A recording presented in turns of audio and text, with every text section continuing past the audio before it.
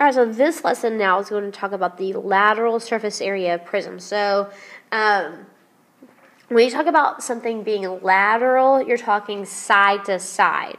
And so, when you talk about lateral surface area, it's the surface area that excludes the two bases, so the top and the bottom. So, if you were to look, if you were to think of this room as a rectangular prism, which it is, you would have the walls would be the lateral surface area. The ceiling and the floor you don't include that. Okay, so when you do this, remember we found total surface area, we had plus the area of the two bases, so the top and the bottom. Okay, whereas now we don't have this part. Okay, we don't have the two bases, the area of those two bases. Now we just have the perimeter of the base and then the height. Okay, so that's what the P and H stand for. So this is perimeter of the base. Okay, and then H is the height of the prism.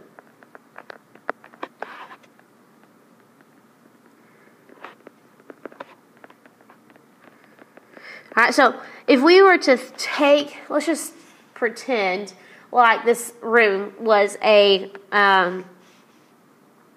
rectangular prism, alright?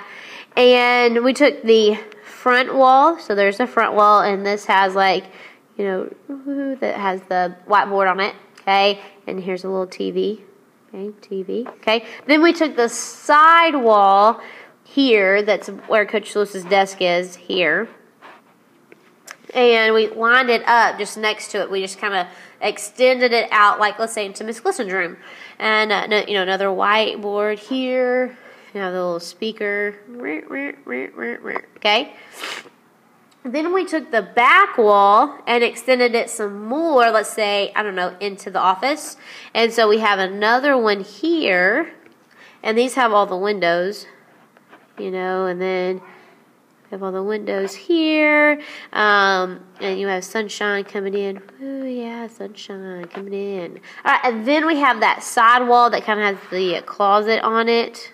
That's a little long, probably. Okay, so here, that side wall that was sent out, I don't know, probably all the way to the bathrooms. And here's the one with the TV, and then we have like poster boards.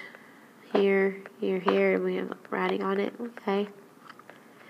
Alright, so we took all of that and we made it one long rectangle. That would be the length here, from here all the way here. That would be the perimeter because I'm adding up all the lengths of the side. And then the height of it would be how tall the wall is, would then tell you the height. We're finding the area of that. So that's why it's the perimeter of the base times the height. Alright, hopefully maybe you see that.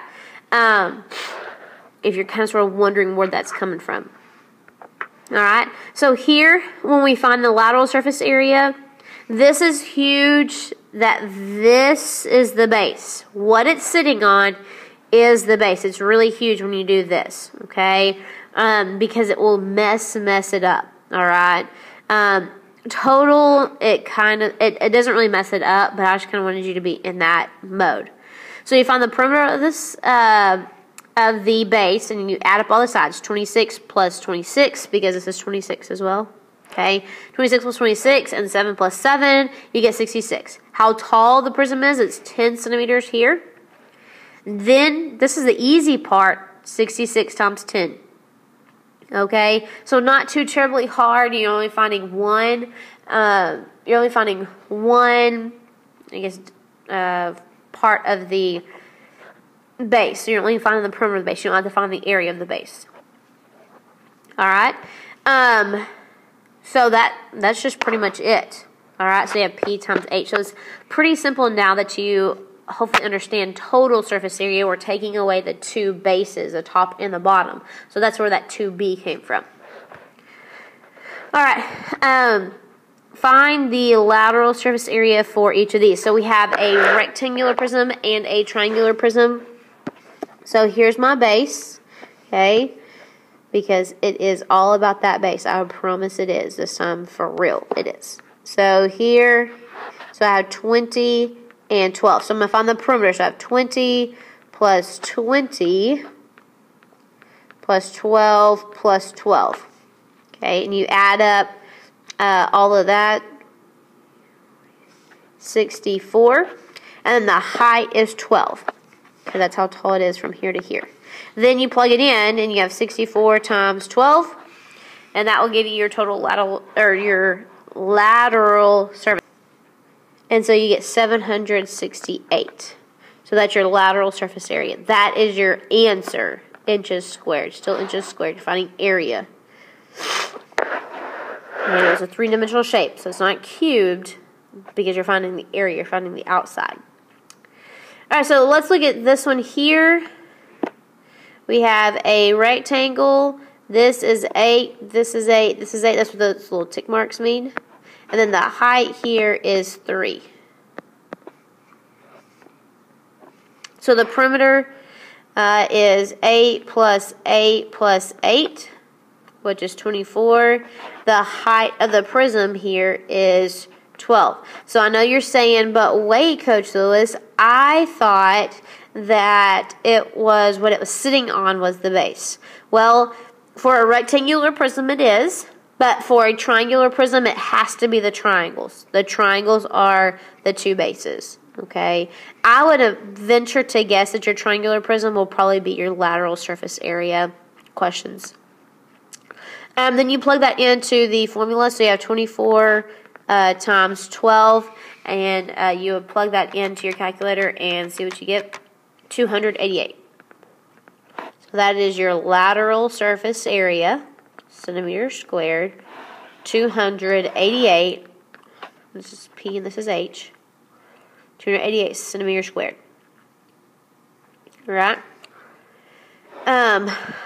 So here, let's look at the next two. So here, we have a triangular prism. Okay, so we have boop, boop, boop, right angle. This is 12. This is 9. This is not 18. That's not 18. That's not this part right here. But I have to find that part. Can I find that part? Yes, by this little thing called Pythagorean theorem. So I can do 9 squared plus 12 squared is equal to c squared. Remember, this is c because it's across from the right angle. So a good little review of Pythagorean theorem. So I can plug that into my calculator, and I get 225 is equal to c squared. Lastly, take the square root. Don't do 225. It's 15 is equal to c. So this is 15. So now I can find the perimeter. 9 plus 12 plus 15. So yes, this one is a little bit involved. Okay. So then you add up all of those, and you get 36. And then the height here is 18, because this is the base here. Okay. So the height is 18. Then you plug in, this is P, this is H, 36 times 18. And you get 648. So that is your lateral surface area, 648 centimeters squared.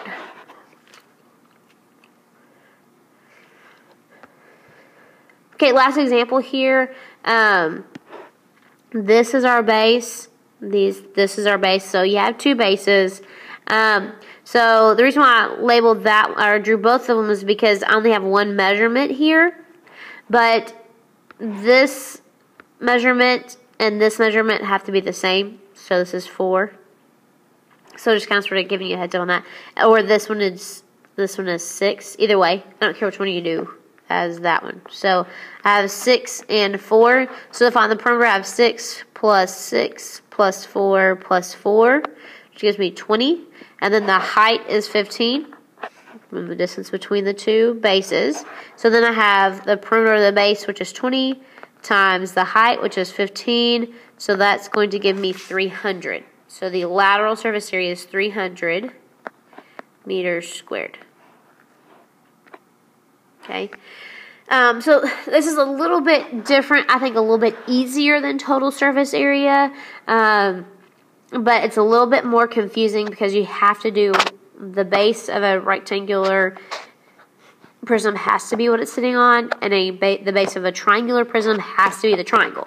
Okay, so that's what makes it a little bit confusing as far as this goes, but it's easier as far as any kind of work goes. You're finding the perimeter of the base times the height of the prism. All right, so this is, like I said, a little bit easier, a little bit more confusing though, I think sometimes. But lateral surface area, talking about painting walls. Okay, talking about the lateral part of what you can see. Okay, because you don't always see the base or the two bases a lot of times. Sometimes you just see the lateral part, and you're thinking, oh, well, I'm not going to paint the top or the bottom because you don't see that. You know, sometimes you think that. So the lateral is what you can see. So if you were to, show someone, something, some sort of prism that you've painted, well, I'm not going to paint the top and the bottom, you won't see it. So you think about it as far as that goes. The top and the bottom you wouldn't see, so you wouldn't paint those. That's your lateral surface area. All right, so that's it for lateral surface area. Key things to look out for is that triangular prism. Okay, right triangles might have to use Pythagorean theorem. All right, that's all I got for you.